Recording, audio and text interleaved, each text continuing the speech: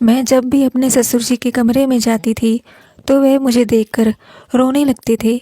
फिर एक दिन मैंने अपने ससुर जी से पूछा कि जब मैं आपके कमरे में आती हूँ तो आप रोने क्यों लग जाते हो। तो जो बात ससुर जी ने मुझे बताई उसे सुनकर मेरे होश उड़ गए।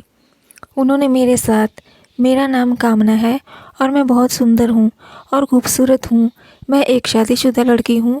मेरे पापा ने अपने दोस्त के बेटे के साथ मेरी शादी करवा दी क्योंकि वह बहुत ही अमीर थे और मेरे ससुर जी बहुत ही सारी फैक्ट्रियाँ चल रही थी।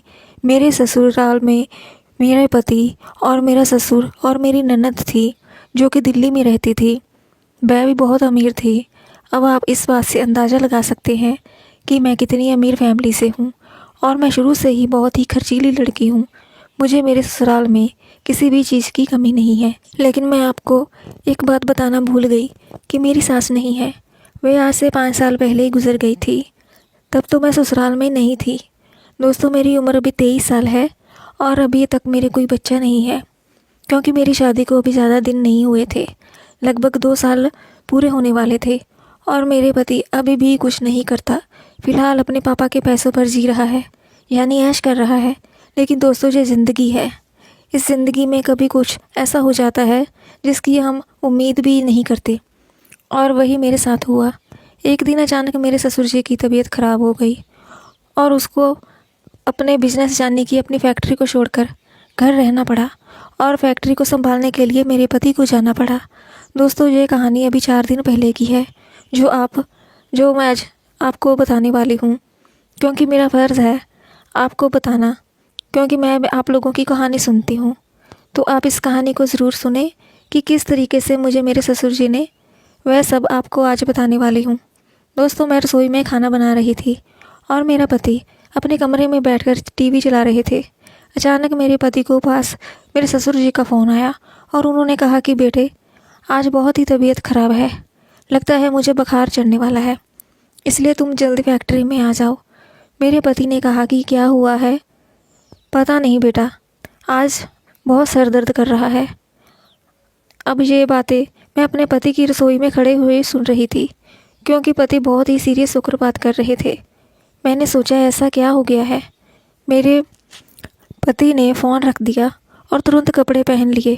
मैंने अपने पति से पूछा कि क्या हुआ, तुम कहाँ जा रहे हो। उन्होंने मुझे बताया कि पापा की तबीयत ख़राब हो चुकी है और उन्होंने हॉस्पिटल लेकर जाना है। मुझे भी फिर पति से मेरे ससुर जी पास आ गए और उन्हें फैक्ट्री से लेकर हॉस्पिटल में लेकर गए और दवाई दारू करा कर लेकर आए। मैंने अपनी पति से पूछा कि क्या हुआ है पापा जी को। उन्होंने मुझे बताया तो शायद अटैक की शिकायत हो सकती है, इसलिए डॉक्टर ने कहा है कि इन्हें आराम करने को बोला है और इन पर काम का लोड मत दो, इन्हें काम से दूर रखो।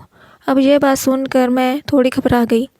इतना कहकर मेरे पति ने मुझे कहा कि मैं फैक्ट्री में जा रहा हूँ और पापा का बढ़िया से ख्याल रखना। थोड़ी देर बाद मेरे पति फैक्ट्री में चले गए।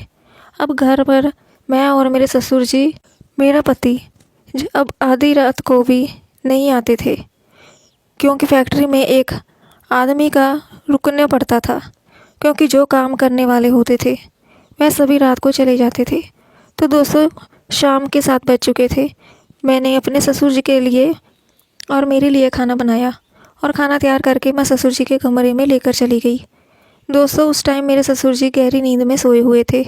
मैंने उन्हें जगाया और कहा, लो पापा जी, खाना खा लो, उसके बाद दवाई भी लेनी है। ये सुनते ही मेरे ससुर जी खड़े हो गए और खाना खाने लगे। खाना खाने के बाद वह बर्तन लेकर वापस चले गई रसोई में क्योंकि मुझे भी खाना खाना था।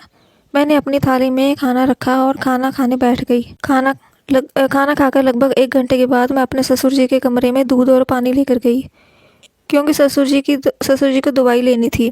तो मैंने कहा, पापा जी दूध पी लो और ये लो पानी, और उसके बाद आप दवाई ले लो। दवाई लेकर आराम से सो जाना। दोस्तों, उस दिन तो मेरे ससुर जी ने मुझे कुछ भी नहीं कहा। उसने कहा, ठीक है बेटा, यहाँ रख दो, मैं ले लूँगा।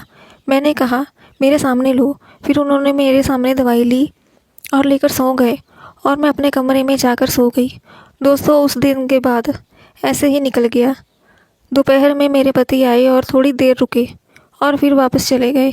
दोस्तों शाम के वक्त उसी तरीके से मैंने खाना बनाया और अपने ससुर जी को कमरे में लेकर चली गई। ससुर जी उठे और वापस खाना एकदम खाकर लेट गए। दोस्तों मेरा काम पूरा हो गया था और मैं वहाँ से आने लगी थी। ससुर जी ने मुझे कहा कि थोड़ी देर बहू मेरा सर दबा दो। मुझे बिल्कुल भी बुरा नहीं लगा। मैंने सोचा पापा जी का शायद सर दर्द कर रहा है, इसलिए कह रहे हैं। दोस्तों मैं पापा जी का सर दबा रही थी। मैंने कुछ देर बाद देखा कि मेरे ससुर जी की आंखों में आंसू आ रहे थे।